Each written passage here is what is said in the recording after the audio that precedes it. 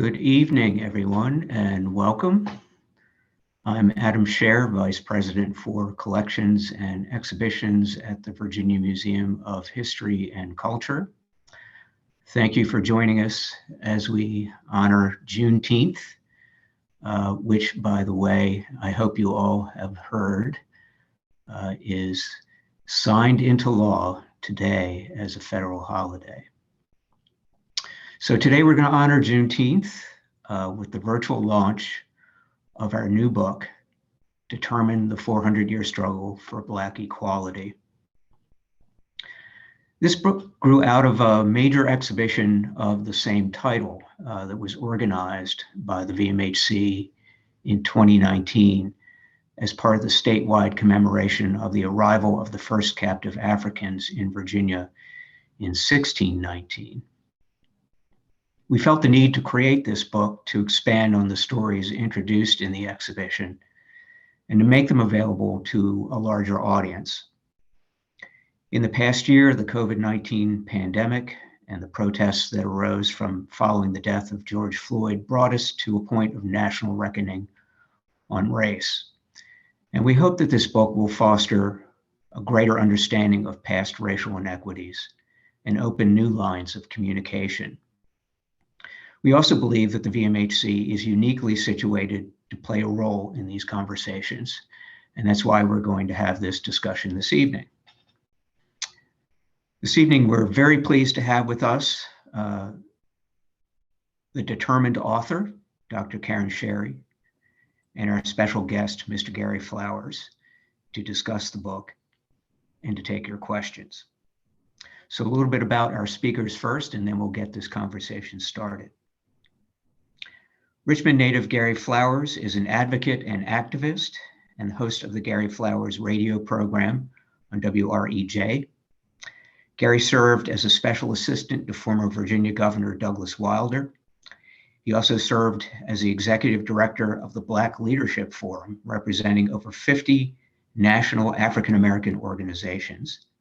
He was also vice president and field director for the Rainbow Push Coalition, dedicated to advancing social, political, educational, and economic justice. Dr. Karen Sherry is a curator specializing in American history and material culture with 20 years of museum experience. Since 2017, she has served as a curator at the Virginia Museum of History and Culture, where she organized the exhibitions Determine the 400-Year Struggle for Black Equality and Agents of Change, Female Activism in Virginia from Women's Suffrage to Today, which we recently learned won a national award from the American Association for State and Local History for Excellence. Previously, she held curatorial positions at the Portland Museum of Art in Maine and the Brooklyn Museum.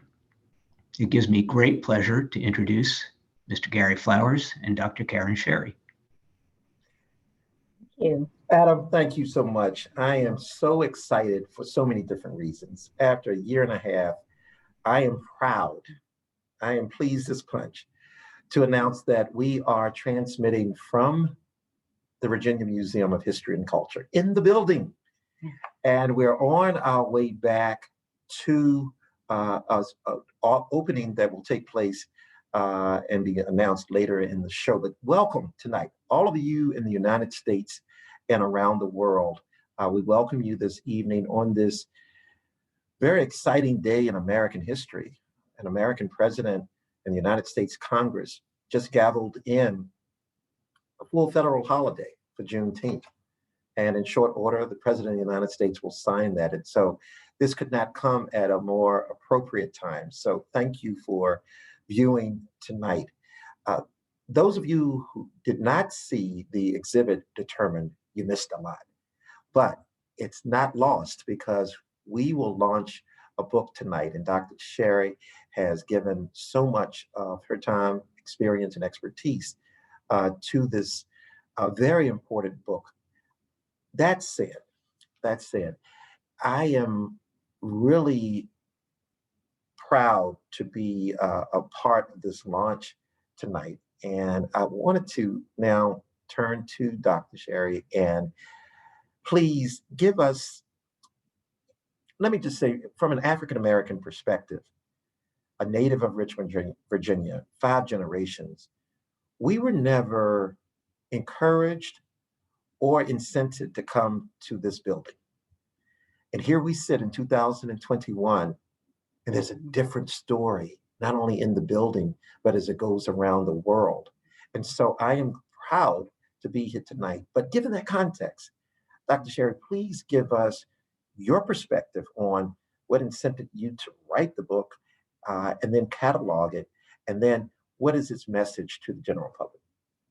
Okay, well, we're right out of the gate with great questions. Before I launch into those, though, Gary, I want to thank you so much for joining us tonight for this launch, and all the audience members out there. Thank you so much for your interest in this project. As my colleague Adam Scher mentioned in his introductory remarks, this book grew out of an exhibition, and at the time of the exhibition, we just didn't have the resources to create a book, but we got so many requests for a catalog during the run of the exhibition that we recognized that there was a real need out there for a better understanding of this history. It's a need that has only become more acute given the events of 2020. And so we, as an institution, decided to work on turning some of the contents of the exhibition into book form, one that is a broad survey of 400 years of history. It focuses on Virginia, but since Virginia has been at the center of America's history from those earliest days, it very much reflects a broader national American story. So those were some of the motivations behind doing the book. You mentioned, as a native of Richmond, you didn't always feel that this particular institution was welcoming to you, as a person of color, that you would find something of meaning or of interest to you here in this museum. And you know, of course, as an institution, that makes us sad to hear, but we, in the past couple of decades, and especially concertedly in the past few years, have been trying to change that. We're an old institution. We've been around since 1831. For much of our history, we were focused on the stories of elite white Virginians. Yeah. And that meant that we weren't collecting stories about Black Virginians, about Indigenous Virginians, and so forth. But we as an institution, and this very much reflects larger trends in the field, many other institutions have also been trying to rectify those gaps from the past. And so certainly the Determined project in its various iterations, as an exhibition, as a book, is trying to help fill some of those gaps and make sure that the stories we tell at the museum, the stories that we preserve, present through exhibitions and other programs, reflect the real diversity of who we are as Virginians. Well, let's unpack the knapsack, as I like to say. The word determined has many different connotations depending upon from what viewpoint or prism you view it. Tell us, and please discuss with our viewing audience tonight, some of the different aspects and how you came to choose the word determined.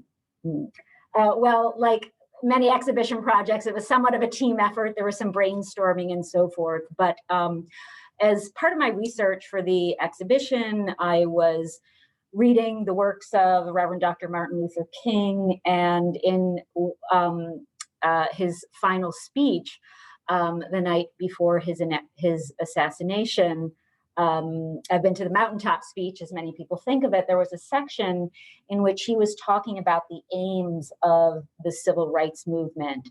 I'm paraphrasing here. He was saying, we're not in this to create any problems.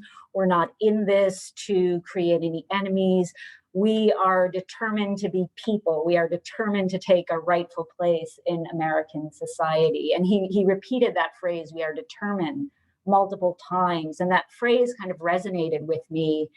And as I was talking about possible titles with some colleagues, we got to talking about the various connotations of just the word determined, not the whole phrase, we are determined. And I think what we liked about it and what resonated for us and for the exhibition and now the book was a few different meanings associated with determined. One, I think it's a word that very much captures the courage, the perseverance, the resilience of Black Americans in their fight for freedom from oppression, for civil rights, for equity in all of its forms. It's also a term that evokes the notion of predetermination. And in our society, unfortunately, your position, the way you're treated, is very much predetermined by the color of your skin. So the word also evokes that concept. And then finally, we also felt that determined captures the profound impact that Black Americans have had on American history and the character of our nation and the definition of our highest ideals of what democracy means, what equality means. Absolutely. Well, in that same speech at Mason Temple, April 3rd, 1968, the speech in many ways by the media was described as a mountaintop speech, but it really was a speech about economic justice and agency. And one of the iterations of the word determined you just mentioned was to the resiliency of African Americans. And what Dr. King was saying earlier in the speech was that you as a janitor may be considered lowly by Mayor Loeb here in Memphis, Tennessee, but you have agency to either spend your money with Coca-Cola or Seal Test ice cream or withhold it in selective patronage. So the idea and concept of agency in the Black community, I think, is brilliantly told in this book, and the word determined leads us that way. But sometimes we can view history through the prism of stars coming into an alignment. Why would you choose now to publish the book? Is it a result of the events of the near past, or has its time just come? I think it's a little bit of both. You know, in an ideal world, we would have had the resources, the time, the staff to do it in conjunction with the main exhibition here at the museum that opened almost exactly 2 years ago today. Wow, it's closed now, but it has been that long. Wow. I know, it's hard to believe. But you know, we don't live in an ideal world. But I think, like so many individuals and institutions across America, with the kind of two crises of 2020, the coronavirus pandemic, which really underscored the disparities in our country based on skin color. You know, people of color were disproportionately negatively impacted by the coronavirus. The second crisis, of course, was the murder of George Floyd and other Black Americans at the hands of police, and the groundswell of social activism. So those two events prompted a national reckoning, and our museum was part of that. And we had meetings as staff. They were all done by Zoom because it was in the midst of the pandemic, talking about concrete steps that we could take as an institution. And as my colleague Adam Scher mentioned in his introductory remarks, we kind of felt that as a history institution, we were, and one that concentrates on Virginia history, we were sort of ideally placed to tell this story, because I think for many people who didn't learn about this history in school because of the way our classes have developed, the way that American history is often taught to focus on the elite and white side of history. We felt that as a history institution, we could help fill in some of those gaps the publication of this book. And it's by no means, the final voice or the definitive voice on this topic, but we hope that it at least sparks not just curiosity, but prompts a desire to learn more and to engage with this history. And it may be in the tradition of the near past of the movie Hidden Figures. Mm-hmm. Many exited movie theaters around the country, but particularly in Virginia, with the question, who knew? Yeah. The hidden histories right below our feet. And as we learned about Mrs. Jackson, Mrs. Vaughn, and Mrs. Johnson, and the work that they did for NASA, not for Black people, not for white people, but for the United States of America as a global power, then there are so many hidden figures. And the book has brought out several. And I would like for you to begin, if you had to determine maybe 3 figures, as we're in the movie Hidden Figures, who would they be and what's their story?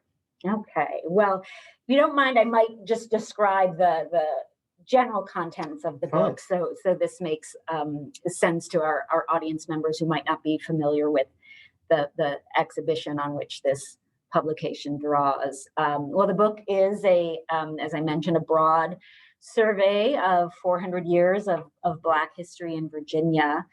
And so it gives broad historical context, but I did want to focus on that idea of Black agency and highlight the ways in which individual Virginians have fought for equality, for freedom, for socioeconomic justice, for equity, and so forth.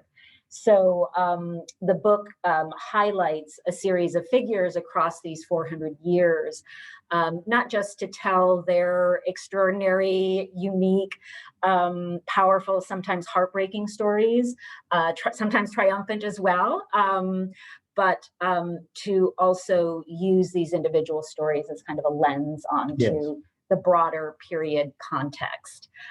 So that tells you a little bit about the format of the book, the layout of the book.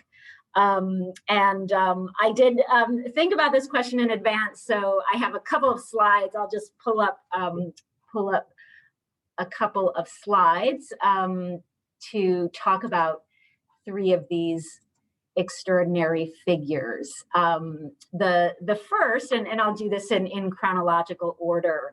The first, one of the first figures that I'll highlight tonight is Elizabeth Key, who is pretty extraordinary in that she was one of the few women of color, one of the few people of color in early colonial Virginia, in 17th century Virginia, who gained her freedom. Most of the early Africans in the colony of Virginia who were brought here forcibly from Africa or later on who were born here were enslaved. They tried to gain their freedom in various ways. Elizabeth Key is one of the few who succeeded.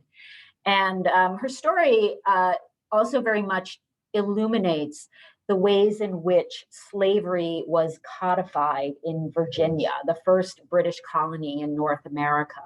When the Jamestown colony was founded in 1607, slavery did not exist in British law, certainly existed in practice. Several other countries were engaged in the enslavement of African people, but British law had not really articulated or codified the notion of slavery. And we see Elizabeth Key exploiting that ambiguity. Her story is she was the daughter of a white English planter and one of his enslaved women. We don't know the name of Elizabeth's mother. So Elizabeth was a mixed race woman of a free father and enslaved mother. When her father was planning to return to England, he put his daughter Elizabeth into an indenture, a contract of servitude for 9 years until she reached the age of 15. Well, by the time she was 25, she was still bound as an indentured laborer. And at that point, she decided to sue for her freedom. So in 1656, she sued who was holding her contract, the person who was holding her contract and forcing her to work in bondage. There were a couple of cases because first she lost, then she appealed, but eventually the House of Burgesses, which was then the colony's highest authority, granted her freedom on the basis of her father being a free Englishman, the fact that she was a Christian, and the fact that her indenture contract had expired. So she was able to kind of exploit the lack of codification of slavery in Virginia's laws. So she wasn't a success story, but her story also had a kind of tragic aftermath, because it prompted this freedom suit that she won, prompted Virginia's legislature to pass a law in 1662, which declared that your status was determined by the free or enslaved status of your mother. So if your mother was enslaved, you were enslaved. Which turned primogeniture in common British law on its head. I remember reading the book In the Matter of Color, Judge A. Leon Higginbotham, and bringing out that point. And this is extraordinary because when we look at the American empire, Virginia is central. Good, the bad, and the ugly. Yeah. You know, Virginia was not just the earliest colonies, but it quickly became one of the largest and most powerful colonies. And through its experience of using enslaved African labor, Virginia started to codify a series of laws defining slavery. These laws, pretty much without exception, you know, restricted the rights of enslaved people, also free Black people. It, so it took rights and privileges away rather than granting privileges. And there were also laws that very much benefited the wealthy planters, the people who were making the laws. So Elizabeth Key's story ties into those larger historical developments. Another figure, and let me see, I'm not sure why my slides aren't advancing. There we go. This jumps ahead in time to the period after the Civil War, which is a period that very much witnessed both progress and backlash for Black Virginians. And Peter Jacob Carter's story represents that. He was enslaved before the war. He's from Northampton County. He self-emancipated. He ran away in 1863 and joined the U.S. colored troops, joined the U.S. Army to fight for freedom and the abolition of slavery.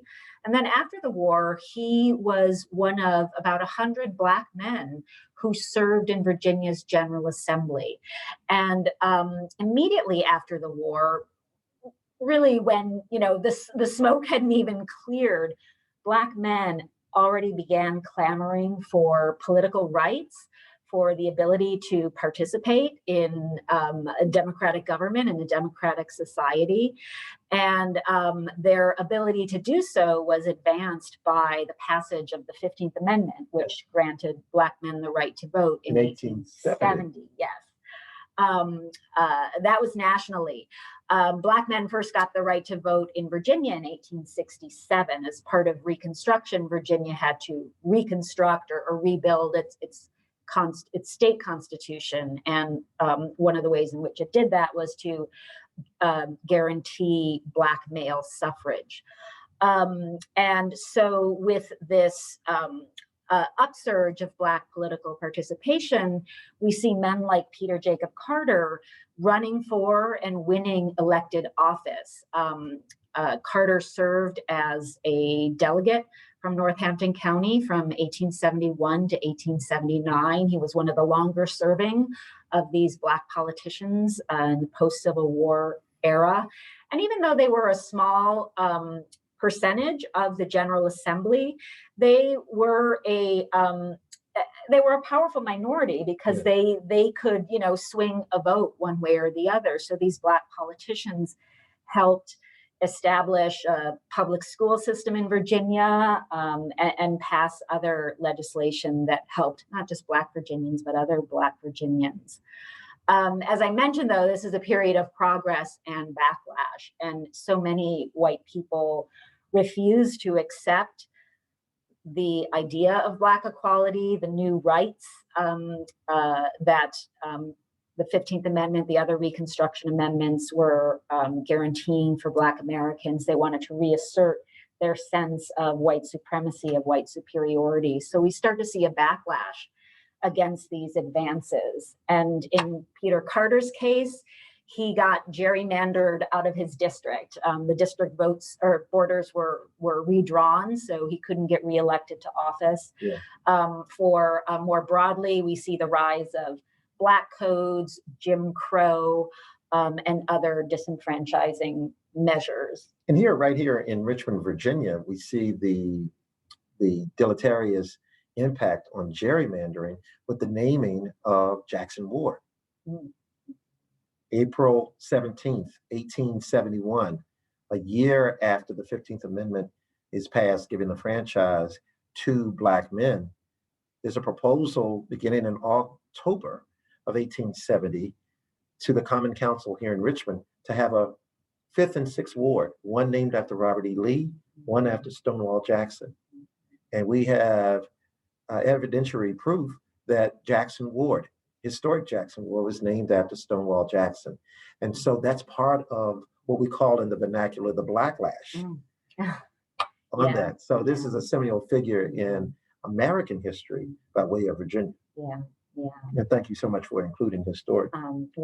Thanks for the Jackson Ward story. And for our audience members who maybe don't know Richmond, Jackson Ward was and continues to be a very historically important and vibrant Black community here in the city of Richmond. And the third character that I will highlight from the Determined book brings us up to the present day. And this is ZYAHNA Bryant, a figure who kind of represents the rising generation of social justice and racial equity activists. ZYAHNA Bryant, who is currently a college student at the University of Virginia, began her activism career as a young woman, about age 12. Yes. She started getting involved in social justice causes in response to the killing of Trayvon Martin. And when she was 16, as part of a high school project, she sent a petition she started a petition which eventually got sent to the City Council of Charlottesville, asking that the Confederate monument to Robert E. Lee be taken down and the name of the park, Lee Park, be changed. This petition from a young, 16-year-old high school student prompted a major conversation within the Charlottesville community, and a conversation that I think echoed out across many communities in the South who were dealing with their own Confederate monuments and questions about the meaning of those and their legacy. The city council ultimately decided to take down the monuments. That decision was challenged legally. There was a stay put on the removal of the monuments. The fate of the Lee statue is still tied up in the courts. But what happened after that decision, a community's decision, taken as part of a democratic process, was that white supremacist groups such as the Ku Klux Klan, the Unite the Right, they targeted Charlottesville for a series of protests in the summer of 2017. And those there were several protests, but I think the ones that are most memorable because they really sent shockwaves around the world were the Unite the Right rallies on August 11th, the evening of the 11th and into the 12th. The white supremacist protesters were met by anti-racist protesters. violence broke out. There were horrific images of one protester getting killed, many getting injured. Of course, the horrific images of white supremacists marching with tiki torches and giving the Nazi salute and so forth. So, you know, it's a moment that that was one of many, I think, recent reckonings our nation has had over issues of the legacy of racism and the depth of its, you know, its current existence still today. ZYAHNA Bryant, she continues to work for social justice causes. She's been awarded for her activism. She mentors young activists. So this is really the face of the future. Absolutely, so proud of her. No, Virginia has led the way in this American experiment for 401 years, the good or the bad and a lot of the ugly. And this book determined, I think, codifies a lot of that fluctuation. How would you like the book to be, one, received, and then used in the community, academic, social justice, and the like, as a tool going forward? Well, I very much think of it as a tool, and one that I hope fosters additional learning and additional dialogue. You know, I think we as Americans are not good at having conversations about our difficult history. Yet, in order to improve our society, to push us kind of ever closer to that notion of a perfect union, we do have to understand the past so that we can prevent bad patterns from repeating themselves, as we've seen across the 400-year scope of history. I think it also, you know, helps us to understand where we are today, how we got to this moment by looking at the past, because, you know, history doesn't happen in a vacuum. It sets in motion various, you know, chain reactions. So, you know, as I mentioned, it's the book, it's a broad survey, so it's not the definitive statement. It doesn't tell it all, but it does include bibliographic references for folks who are interested in learning more. I hope it is a tool that gets used by, you know, students of all ages, whether you're formally in school or just a generally curious person to learn more about our American history. Well, you should be proud, because I've spoken to several of my colleagues around the Commonwealth who are educators. And when I told them about the book, they were like, yay, finally. And they plan to use it as a teaching tool in their curriculum. Great. Well, I'm very happy about that. And we might have some news about that soon. I cannot leak that yet, but do stay tuned. We hope to. Well, they're waiting with anxious anticipation. Well, thank you. And, you know, I do want to give our audience members a chance to ask their questions. If I may, before that, though, how do we get the book? Okay, well, it is available through our shop. Pardon this shameless plug, but we want to give you the opportunity to order your copy of the book, and you can get to it on our through our website, through our museum shop virginiahistory.org. And if you go today, you'll get a special 20% discount on the book. So that information is on the screen. It's also in the chat box, so you can follow the link from the chat box. And with that, I'm going to stop sharing the screen, and we're going to start taking your questions. So please, if you have questions for Gary and me, put them in the Q&A box, and we'll do our best to get to all of your questions. So you ready, Gary? Here we go. Let's see. And I'll read out a question, and we can sort of see who wants to tackle it. So first question is from Vicky, and she asks, we were fortunate enough to see Determined several times, and we have asked before why it was not made a permanent exhibition. Especially with the newly expanded space, the VMHC, is there a possibility that it could now be made a permanent exhibit? It would be a significant addition to the museum and to our history. Well, thank you, Vicki. I really appreciate you coming to the museum to see the exhibition, and I very much appreciate your sentiments. You know, we would love to make it permanent, but we borrowed about half of the objects that were in exhibitions from other institutions and lenders, and they, understandably so, want their stuff back. So that's why special exhibitions such as that cannot be permanent. That said, I do have a little bit of good news, 2 points of good news along those lines. One is that we have created a kind of condensed panel version of the exhibition that is traveling to venues around the Commonwealth and beyond. Starting in July, it's going to be at the Fairfax Museum and Visitor Center. It then goes to Virginia Beach, to their central library. In September, it's going to Lynchburg and other venues. And you can look on our website to see where the traveling exhibition is going.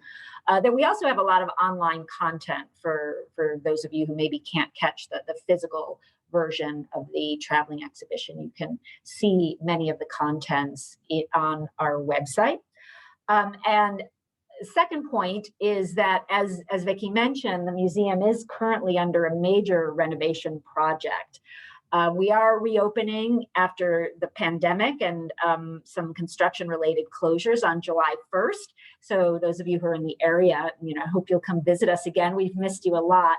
But we're only opening on a partial basis because we're still undergoing some of this construction. Exactly. Okay. But we are working very hard as part of our renovations to be sure that we include the types of stories, the types of history that were covered in the Determined exhibition as part of our regular exhibitions and programs here at the museum. So, even though the Determined exhibition itself is no more, it lives on in various formats, including the new book. So thank you, Vicki, for that question. We have another one now from Elizabeth. Are there artifacts which were on display in Determined, which are on display still at the VMHC in other or newer exhibitions? Well, as of July 1st, when people can get back into the museum, you will see not only some of the artifacts that were featured in Determined, but other artifacts related to Black history in our main permanent installation, which is called The Story of Virginia, which is a broad history of Virginia. But we also have a special exhibition opening August 4th, which showcases a partnership between the VMHC and the Black History Museum and Cultural Center of Richmond. And it's called Partners in History. So you'll get to see artifacts from both of our collections in this special exhibition, which really celebrates this new partnership of resource sharing and working in collaboration to. Well, the Black History Museum and Cultural Center of Virginia is very near and dear to my heart. I'm a former board member. Jackson Ward, absolutely, and absolutely. In a historic building and so forth. So thank you for that question. Let's see if we have others. We have one, and this is one I can answer, but I'd be curious to hear your perspective too, Gary, because I know that you saw the exhibition and you've seen the book. We have a question. Are there stories that you weren't able to include in the exhibition and were able to feature in the book? If not, what's one story that you weren't able to include and found particularly impactful?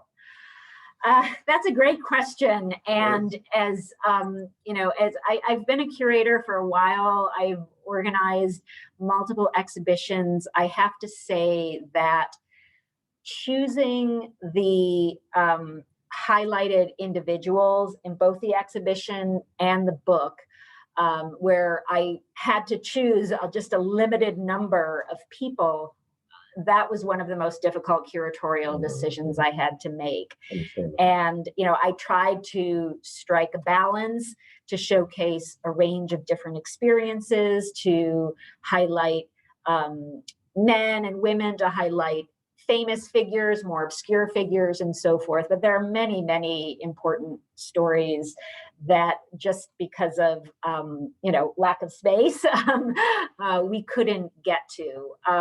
We were able to expand the contents a bit in the book, from the exhibition to the book, but there's so many worthy stories that are not, unfortunately, could not fit in the exhibition or the book. But we do hope that this prompts you all out there to go find some of those stories and learn more about the many extraordinary Black individuals who shaped our history. Were there any figures that you really wanted to see in either the book or exhibition that you didn't see? Yes, Mr. Skipwith. Mr. Skipwith, Abraham Skipwith, was an African-American male who was enslaved. In 1790, he buys his freedom. Then in 1793, builds a home on Duval Street in Jackson Ward. Then is the first Black man I've researched who left a will and codified his will with the Commonwealth of Virginia for his property. That is a figure that going forward, you're going to hear more from us who are researching in Jackson Ward with the Jackson Project. But he's a seminal figure, not only in Richmond, but Virginia, but in national history. And so that type of resilience and industry and agency, I think, is indicative of African Americans in general, particularly those in Virginia, as the colony and the new nation discovered what it was to be a nation, the good, the bad, and the ugly. Yeah. Mm-hmm.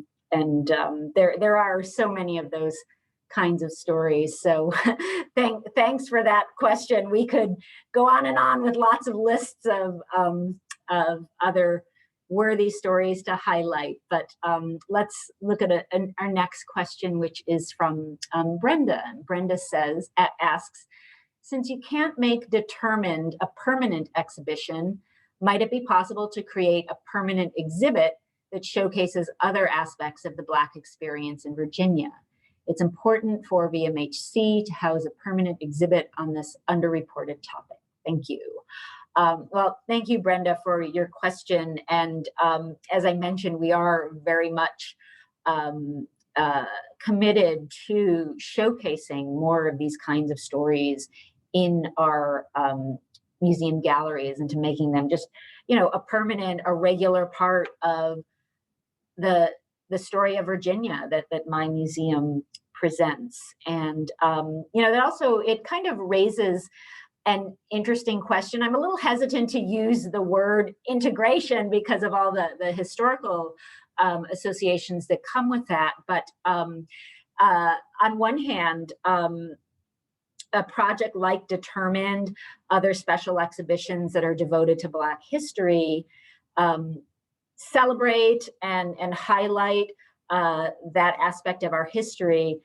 Yet, on the other hand, they also sometimes tend to, by focusing exclusively on Black history, might give the suggestion that that history is somehow separate from the broader current of American history.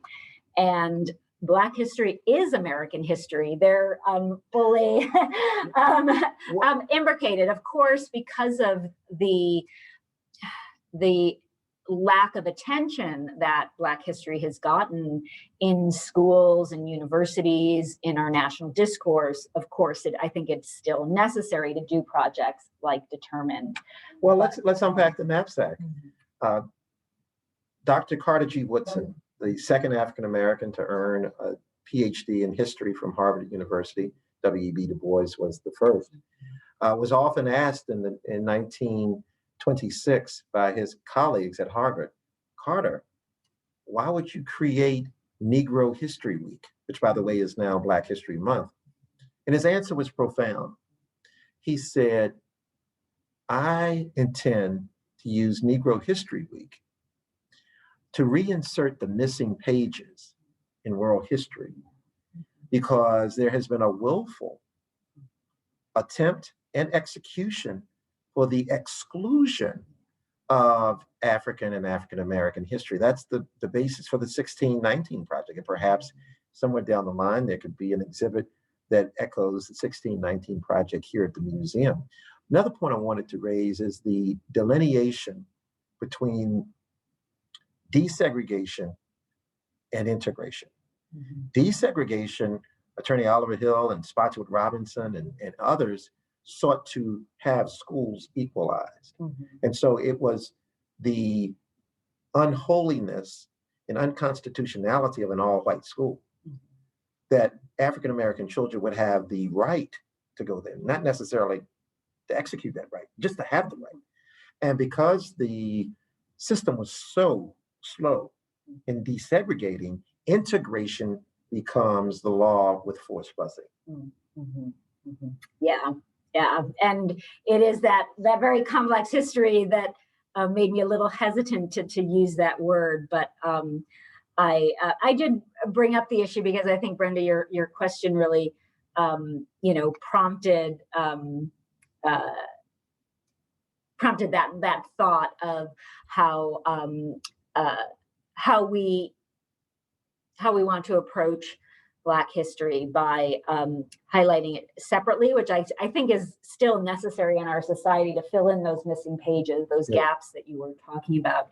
Yet, I hope one day that it is fully part of, it's just, just a normal standard part of all the history that we learn, in our school books and in our readings and in our lives. So thank you for that question. We have a couple more. This one is from Elizabeth. If we want to learn more about the stories discussed and determined, are there resources at the VMHC to assist with research, either in person or virtually online? And the answer to that is yes. The VMHC, we have an excellent and very, very rich library resources, and you can search those online. And once we reopen to the public, you can make appointments to come and use the materials in our library, everything from, books that have just been published in the past year or so to handwritten letters from the 17th, 18th, 19th century, slave inventories, all kinds of fascinating documents. And our website also has all kinds of resources devoted to Black history. And I must add, my dear friend and colleague, Dr. Larnette Lee, and the work that she did with assembling a database for those who were enslaved in genealogical purposes. So please use the resources here at the museum. Yeah, there are plenty for both in-person and virtual visits. So thank you for that question. Here we have another one from Queen Shabazz, and Queen, I hope you don't mind. I'm going to give you a shout out. Queen Zakiya Shabazz is an environmental justice activist, and she is someone who I had the great pleasure to get to know through this book project. She's included as one of the featured individuals in the book. So I hope you don't mind that special call out, but I'm so delighted that you're with us tonight. And thank you for letting us here at the museum share your story through this book. But I want to get to your question. Will you have book signings anytime soon? We certainly hope to. Like so many things during the pandemic, some of our book copies have been delayed, so we're waiting to get the full set before we can organize things like book signings. As I mentioned, the museum is currently closed. We are reopening to the public in July, on July 1st. So please stay tuned for that. And Queen, I will definitely get you a copy. We'll work on that. So thank you, and such a delight to have you here with us tonight. Let's see, question from Brenda. It would be nice for VMHC to house a permanent exhibit on Indigenous peoples in Virginia too. Yes, I agree. And there is a section of our primary permanent gallery, The Stories of Virginia, that does examine the history of Indigenous Virginians. But like with the material covered in Determined and Black history in general, we're working to make all of these stories of a diverse and inclusive range of Virginians featured in all of our programs, whether it's special exhibitions, permanent galleries, lectures, book talks, etc., all the various kinds of things we do. So we are very committed to telling as diverse and inclusive and complete story of Virginia as we can. And I think, you know, if you look at our website and track our programs, I hope you see that happening here. We have time for, let me just check. I want to try to make sure I've caught as many questions as I can. Okay. Great, I think I have. But we do have one from Paula, who asks if the book will be available from other sources, such as national bookstores and so forth.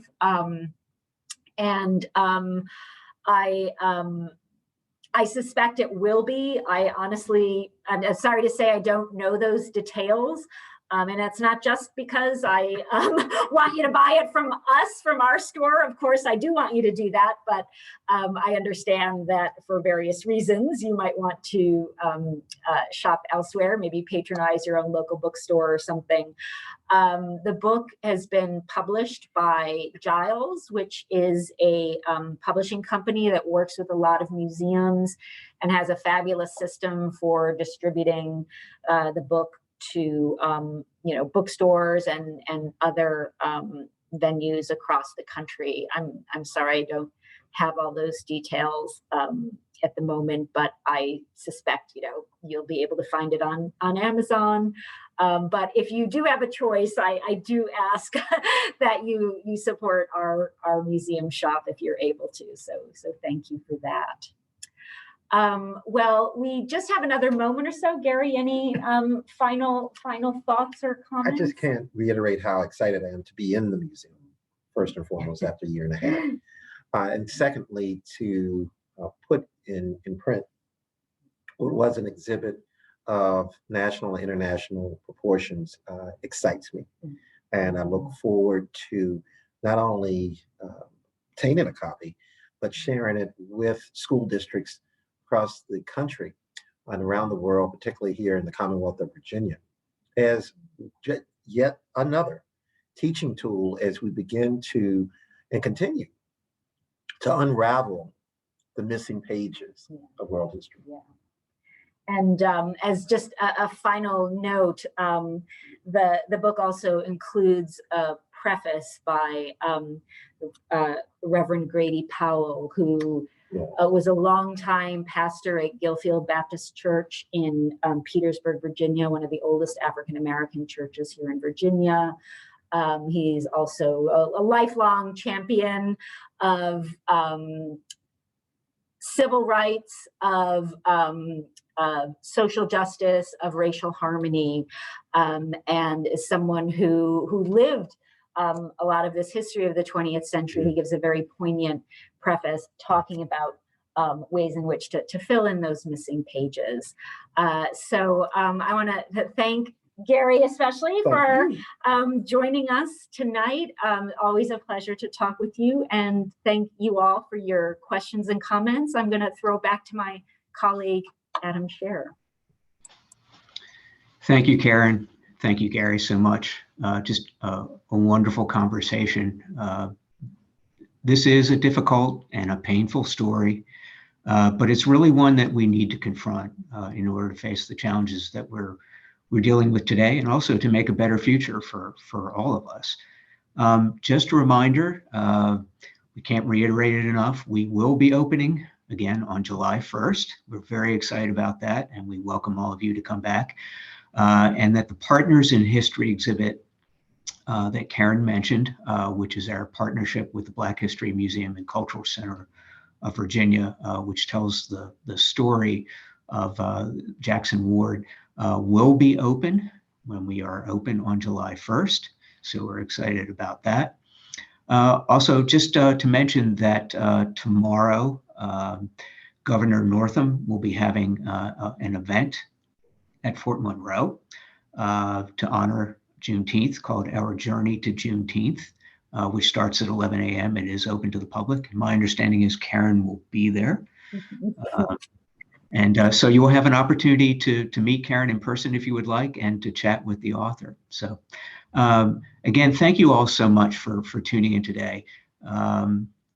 We look forward to your comments and responses to the book. We think that it's a great step forward in the conversation that we need to have as a community about race and reconciliation in this country. And we hope that you will join us in continuing that conversation, and be sure to go to shopvirginiahistory.org in order to order the book. So thank you all, and have a good evening.